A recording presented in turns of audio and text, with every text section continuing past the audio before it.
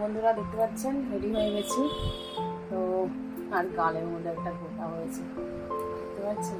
তো রেডি হয়ে গেছি, চলে যাচ্ছি আমাদের বলেছিলাম না গৃহপ্রবেশ কালকে হয়েছিল, আপনারা তো ভিডিওতে দেখলেনই বন্ধুরা।